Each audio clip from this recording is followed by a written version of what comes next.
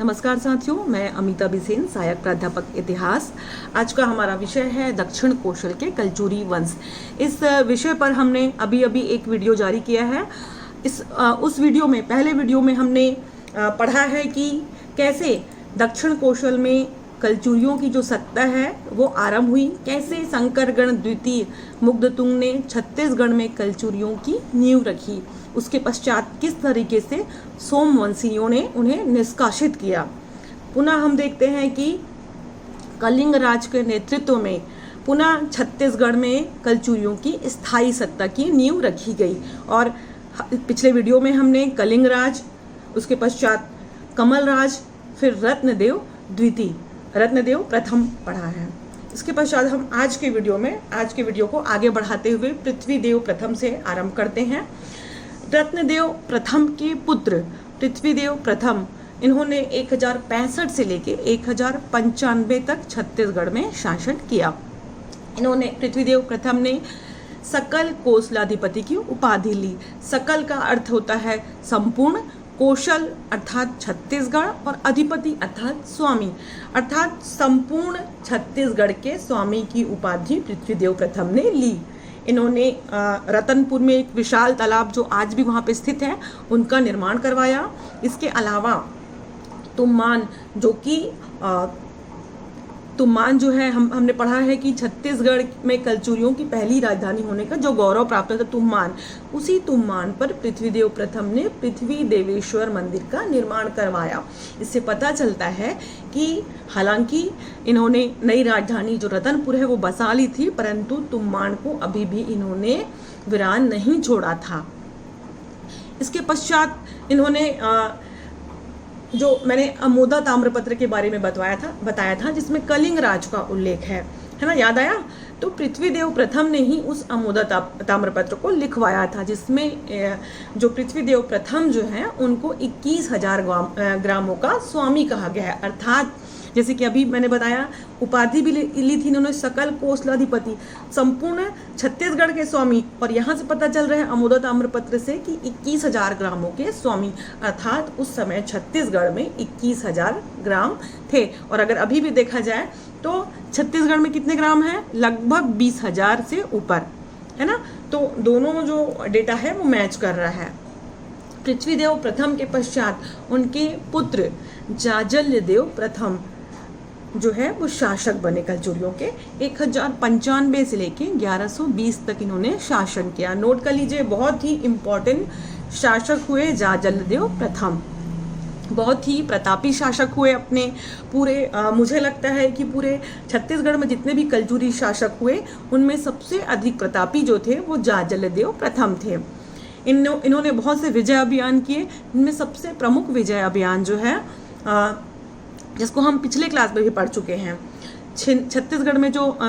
छत्तीसगढ़ के जो बस्तर में छिंदक नागवंशी शासक थे सोमेश्वर देव, है ना, उनको इन्होंने पराजित किया। पराजित करने के साथ साथ ही उन्होंने उनको सपरिवार कैद कर लिया था। जाजल्यदेव ने किसे? सोमेश्वर देव और उनके परिवार को, परंतु अपनी माता के कहने पर जाजल्यदेव ने उनको मुक्त कर दिया। इसके अलावा जाजल्यदेव प्रथम ने उड़ीसा के जो शासक थे भुजबल को पराजित किया। हम बार बार देख रहे हैं उड़ीसा का नाम बार बार आ रहा है ना। तो जैसे छत्तीसगढ़ का संबंध मध्य प्रदेश के साथ है, वैसे ही उड़ीसा जो है वो भी छत्तीसगढ़ के जो पड़ोसी राज्य है। तो स्वाभाविक सी बात है कि दोनों की सीमाएं लगी हुई हैं, तो या तो झगड़े होंगे या प्यार होगा, है ना। तो उड़ीसा के शासकों के साथ जो है वो बराबर जो है वो युद्ध होता रहेगा, और इस समय भी हुआ, और जाजल्यदेव ने भुजबल को पराजित कर दिया।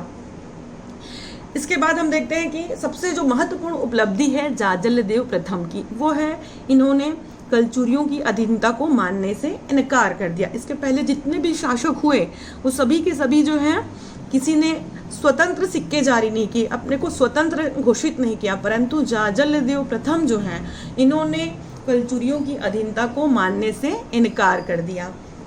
इसके अलावा इन्होंने सोने के सिक्के जारी किए और गज शार्दुल की उपाधि ली। गज शार्दुल का मतलब होता है हाथियों के शिकारी, है ना। और इन्होंने अपने सिक्कों में गज शार्दुल और श्रीमद जाजलदेव अंकित करवाया। इन्होंने अपने नाम के ही अनुरूप जाजल्यपुर नगर की स्थापना की, जिसको हम अभी वर्तमान में कौन से नाम से जानते हैं? जाजल्यपुर, जांजगीर। ठीक है। तो साथ ही इन्होंने पाली के जो शिव मंदिर है उसका जीर्णोद्धार कराया। पाली कहाँ है? वो बाण वंशियों की राजधानी थी। जब मैंने शुरू में बताया था कि शंकरगण द्वितीय मुग्धतुंग ने जब आक्रमण किया था तो पाली का शासक कौन था? पाली विक्रमादित्य प्रथम। तो वही पाली जो है वहाँ पे शिव मंदिर था जिसको विक्रमादित्य प्रथम ने बनवाया था, उसका जीर्णोद्धार जो है वो जाजलदेव प्रथम ने करवाया। जाजलदेव के पश्चात उनके पुत्र रत्नदेव द्वितीय जो है वो शासक बने। 1120 से लेकर 1135 अर्थात 15 वर्षों तक इन्होंने शासन किया। अपने पिता के जैसे ही ये योग्य थे, प्रतापी शासक निकले। इसी समय त्रिपुरी के जो कलचुरी शासक थे, देखिए जाजलदेव इतने शक्तिशाली थे कि उस समय कलचुरियों ने उस पर आक्रमण, जो त्रिपुरी के कलचुरी जो है वो आक्रमण नहीं कर पाए, परंतु जाजलदेव के बाद उनके जो पुत्र थे रत्नदेव द्वितीय, उनके समय में त्रिपुरी के जो कलचुरी शासक थे गयाकर्ण, उन्होंने यहाँ पे आक्रमण किया, परंतु उनका आक्रमण जो है वो रत्नदेव द्वितीय ने असफल कर दिया। इसी समय हम पुनः देखते हैं कि उड़ीसा का जो शासक था अनंत वर्मन चोड़गंग, उन्होंने छत्तीसगढ़ में अर्थात दक्षिण कौशल में रतनपुर जो राज्य है वहाँ पे आक्रमण किया और शिवरी नारायण के समीप, शिवरी नारायण स्थल जो है बहुत इम्पोर्टेंट स्थान है, ये शिवरी नारायण के समीप ही रत्नदेव द्वितीय ने अनंत वर्मन को पराजित किया। इसके अलावा गौड़ वंशों पर भी रत्नदेव द्वितीय ने आक्रमण किया और उन्हें पराजित किया। रत्नदेव द्वितीय के पश्चात उनके जो पुत्र थे पृथ्वीदेव द्वितीय, है ना, उन्होंने 1135 से लेके 1165 तक छत्तीसगढ़ पर शासन किया, अर्थात 30 वर्ष शासन किया। सबसे अधिक अभिलेख जो हैं वो पृथ्वीदेव द्वितीय के समय में ही प्राप्त हुए, इन्हीं के अभिलेख जो हैं वो प्राप्त हुए हैं। इनके समय में कलचुरी राज्य का बहुत ज़्यादा विस्तार हो गया था। अब तक का सबसे अधिक विस्तृत कलचुरी राज्य इन्हीं के समय था। सरहागढ़ अर्थात सारंगगढ़, मचका सिहावा, भ्रमरकोट अर्थात बाड़सूर, कांकेर, इन सब क्षेत्रों को उन्होंने जीता और गंगवंशी शासकों को भी पराजित किया। इनके एक सेनापति थे जिनका नाम था जगतपाल, उन्होंने राजीव लोचन मंदिर का निर्माण करवाया। राजीव लोचन मंदिर जो है हम पढ़ चुके हैं, जब हमने नल वंश का इतिहास पढ़ा था तब हमने देखा था कि किसने बनवाया था राजीव लोचन मंदिर? विलासतुंग ने, है ना। वहाँ नलवंशी शासक जो है विलासतुंग, उन्होंने राजिम में राजीव लोचन मंदिर का निर्माण करवाया था, जो कि विष्णु भगवान को समर्पित मंदिर है ना। तो इस राजीव लोचन मंदिर का जीर्णोद्धार जो है वो जगतपाल ने करवाया, जो कि पृथ्वीदेव द्वितीय के सामंत थे, सेनापति थे। इसके पश्चात हम देखते हैं जाजलदेव द्वितीय। जाजलदेव द्वितीय जो है ये 1165 से लेके 1178 तक इन्होंने छत्तीसगढ़ पर शासन किया। पृथ्वीदेव इतिहास में हम देखते हैं कि बड़ा पुत्र जो है वही शासक सामान्यतः बनता है, परंतु यहाँ पे पृथ्वीदेव द्वितीय का जो बड़ा पुत्र था जगतदेव, उसको उनको शायद अरुचि थी और वो शासक बनने से इनकार कर दिए, तो उनके जो छोटे पुत्र थे पृथ्वीदेव के, जाजलदेव द्वितीय, वो शासक बने। परंतु इसी समय ही त्रिपुरी के शासक जयसिंह का आक्रमण हुआ, परंतु जाजलदेव द्वितीय ने उस आक्रमण को असफल कर दिया। और इसी समय हम देखते हैं कि जगतदेव जो है पृथ्वीदेव द्वितीय के बड़े पुत्र, वो गंगवंशियों के पूर्वी अभियान पर चले जाते हैं और उनको पराजित भी किया। जाजलदेव द्वितीय जो थे वो बहुत ज़्यादा योग्य नहीं थे, अपने जो पूर्वज थे उनके अगर तुलना की जाए तो बहुत ज़्यादा योग्य नहीं थे। जाजलदेव द्वितीय के पश्चात उनके जगतदेव का जो पुत्र था रत्नदेव तृतीय, वो छत्तीसगढ़ में कलचुरियों के नए शासक बनते हैं। 1178 से लेके 1198 तक इन्होंने 20 वर्ष तक शासन किया रत्नदेव तृतीय ने। ठीक है।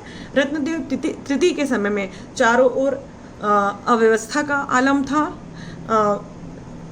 शांति तो बिल्कुल थी ही नहीं। तो रत्नदेव तृतीय ने जो है वो उड़ीसा के एक ब्राह्मण थे गंगाधर राव, ना बहुत योग्य थे, तो उनको अपना मंत्री नियुक्त किया।